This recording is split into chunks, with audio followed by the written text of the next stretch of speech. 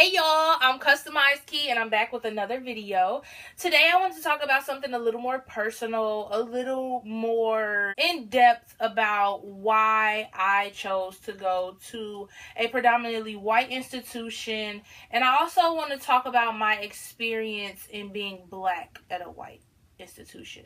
Originally, I knew that I wanted to go to Michigan State ever since I was in 6th grade, as I've said in a previous video, and I made that decision when I was in like 6th grade. Now, as time progressed, I found other reasons why I loved Michigan State, why I wanted to go there, and my experience there is one that I anticipated. It was one that I was excited for. However, there were some things that I feel that I experienced just being black at a predominantly white institution. So originally, my reasons for wanting to go to Michigan State, when I was in high school, I went to a school that I felt really didn't have no school spirit at all.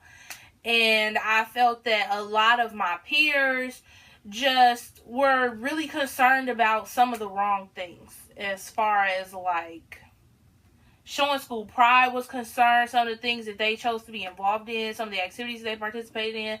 I didn't hold anything against them. I just knew that I didn't want to go to a school where I might, experience some of those same things. I kind of, in picking my college, I was like, okay, I kind of want to change a pace. I kind of want to be around something that's completely different than what I know. So in that, I was completely kind of turned off to going to a HBCU. Just for a lot of different reasons, and I do have a video called the PWI versus HBCU debate, which you guys should definitely tune into. But in picking a predominantly white institution, I more so focused on the longevity of that institution as a whole. I was more so interested in the degree programs that they offer. I didn't really care that it was a white school. I just knew that they had a really good law program. That was my whole intent of going there initially. And I knew, like, okay, if I go to law school here, I don't have to move. And I could go to undergrad here, so it's a twofer.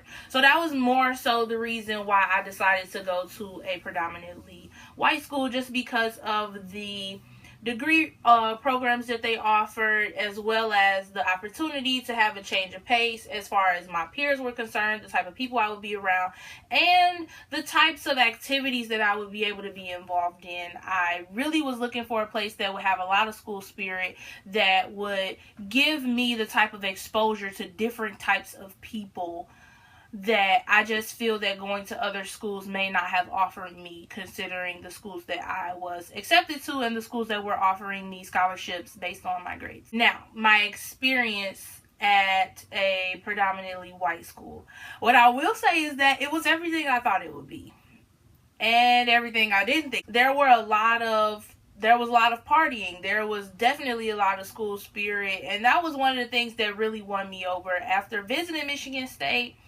I just felt like this is where I needed to be. I got the vibe. I got a really good vibe about the people there. I met some really amazing people there. I know I mentioned Eric Thomas before, but he was so nice to me. He was such a great role model. He was such a positive influence there. I met Ann Graves, as I said in my last videos.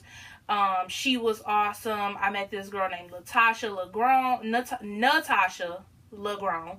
She was awesome. I met quite a few Greeks that were awesome. Like, just the people that I met, having friends from different states, it was just awesome. Unfortunately, there were a lot of things that I experienced that weren't the most positive.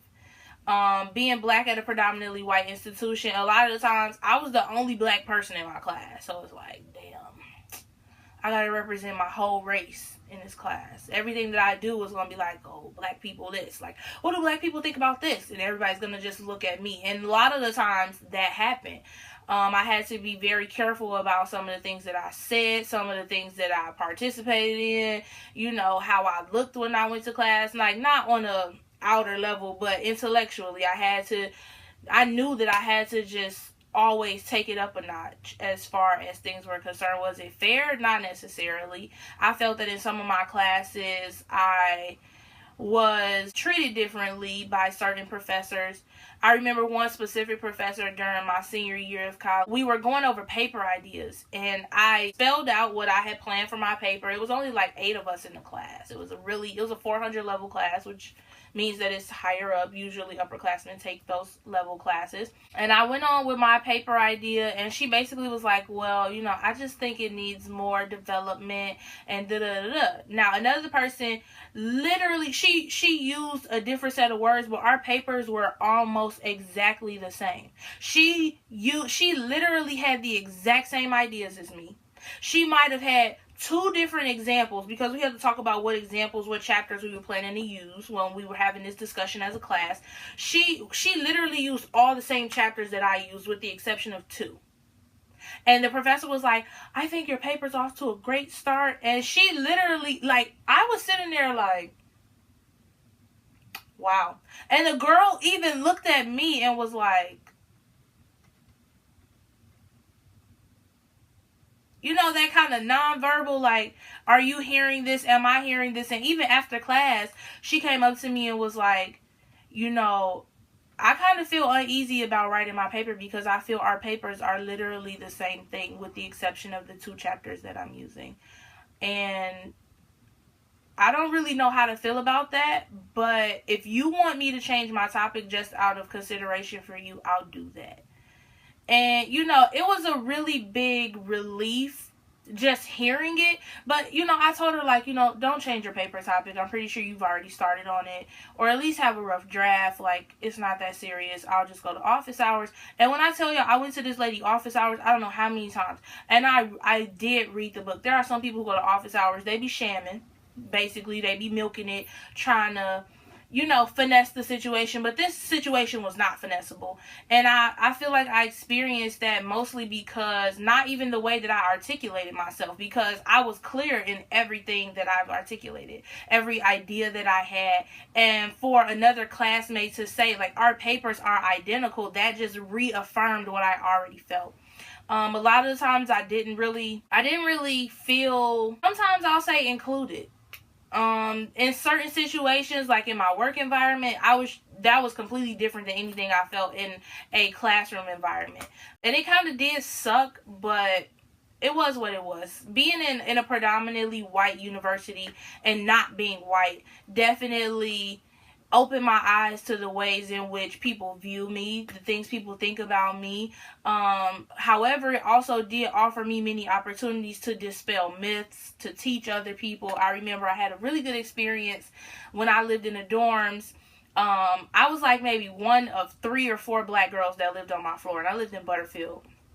And one time I was taking out some braids or something, and I had a white roommate, but she was so cool. Her name was Rhonda. Shout out to Rhonda.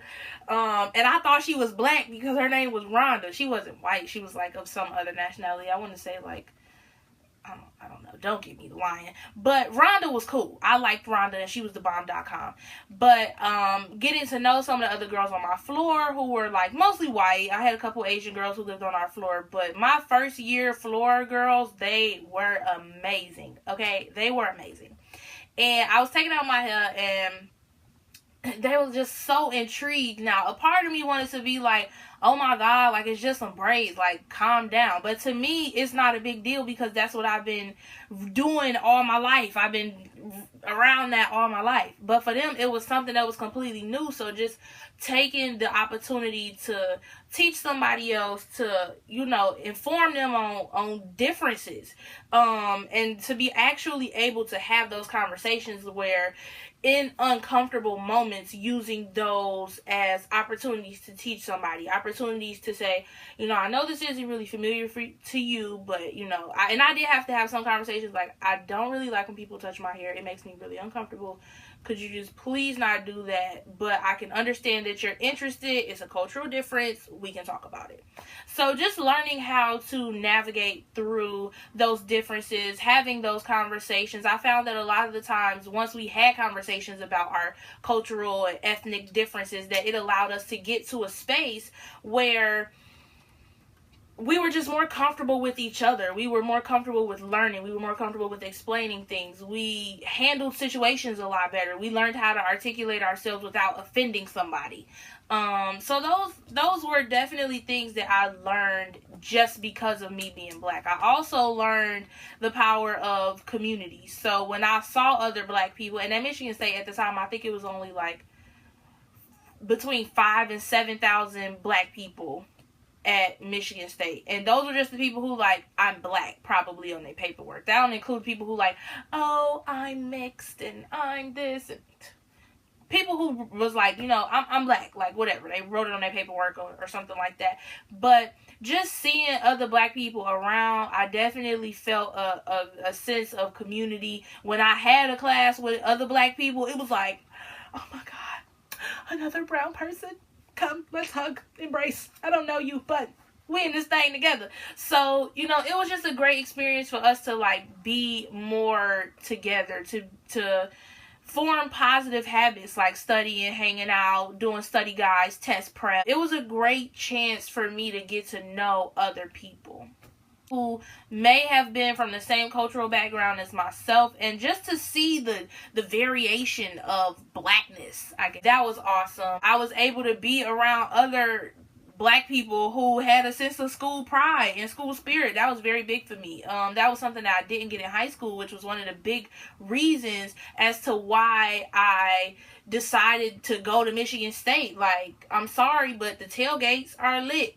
The basketball games are lit. Like, there are just campus activities for you to show pride and win prizes and just be obnoxious in your green and white. And I loved that. It was everything. That part of being at a predominantly white school, I feel like is a big difference between like going to a school that has that was similar to my high school on a college level. It was definitely an eye-opener. Now, there are some things that I was like, I don't care about school pride. I'm not climbing on no roof. Like, during tailgating season, it's easy to see people on roofs, people on balconies, people just acting crazy, you know, stuff getting destroyed. I ain't with all of that. But, you know, just assimilating to the culture of the school in general was an amazing experience. And I feel that in being not of the majority, I found comfort in creating our own spaces. So we had this thing called BSA, which is Black Student Alliance. They used to have a lot of programs. We had things called Black Caucus, which were really like spaces for us to talk about social, political, economical issues that are impacting our community. Just a space for brains to just kind of come together on ideas on how we can be solutions within our communities, how we can have open conversations, how we can see each other in a different light, how we could create things for us that we needed in our own communities to make our situations better. It was a place where we could just relax and be ourselves and not necessarily be the representation for our whole race just because we're in this room full of people who don't know anything about us or our culture or, you know, the different aspects of what it means to be black and all the different variations of black culture and how you fit within that. So I think that my overall experience at a predominantly white institution gave me a lot of insight on other cultures. It gave me a lot of insight on other people, understanding my own people, understanding how to create things for the people who look like me, who act like me, who think like me, who want to be like me, who I come from, who may come from me, and who may be following in my footsteps. It created a space of fulfillment. It created a space of community. And although I was not the majority, it taught me how to thrive and how to be successful and how to face adversity every single day. Despite my differences, it taught me how to be an example of positivity, of poise, of grace, of excellence, and it taught me how I should just be confident in myself no matter who's watching. Remember that you are beautiful, and no matter where you are, you can be yourself. You can do whatever it is that you say you want to do, and no matter who stands in your way, you tell them who you are and what you're here for. I'm Customized Key. Comment, like, and subscribe, and I will catch y'all on the flip side.